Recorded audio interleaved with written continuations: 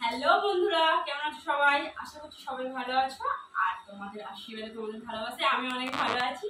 তো দেখো আমি এখন ষষ্ঠী করতে বসে গেছি। মেয়ে ষষ্ঠী, যেমন ষষ্ঠী হয়ে গেছে, ঠিক আছে। এবার আমি মেয়ে এইবারে মেয়ে ষষ্ঠী করতে বসেছে। তো দাদা ভাইয়ের অনেক নিয়ম কানুন ছিল, সবকিছু হয়ে গেছে প্রায় শেষ রেস। তো এবার আমি খাবো। ও যা খাওয়ার খেয়ে উঠে গেছে, কোনোটাই ভালোভাবে খায়নি। একটু একটু একটু করে সব রকম একটু একটু খেয়ে উঠে গেছে। যাই হোক, ভালো লাগছে না। তো আমি এখন ষষ্ঠী করতে বসেছি। আমার এসব কিছুই ভালো লাগছে না, শুধু জলটাই ভালো লাগছে। তো সকাল থেকে অনেকটাই জল খেয়ে নিয়েছি, কিচ্ছু ভালো লাগছে না, প্রচণ্ড গরম হচ্ছে, একদম পারছি না।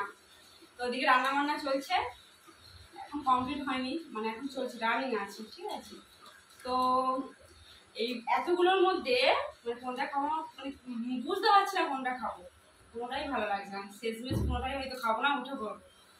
তোমার দাদা ভাই বললো যে আমি খেতে পারছি না, তোমাকে আমাকে হেল্প করো। আমি বললাম দেখাবে খাও, তারপর তো আমি আছি না, আমি বাদে সবাই আছে। যাই হোক, তোমার দাদা ভাই পূজা করে উঠে গেছে, প্রসাদ এবার সবাই পাবে।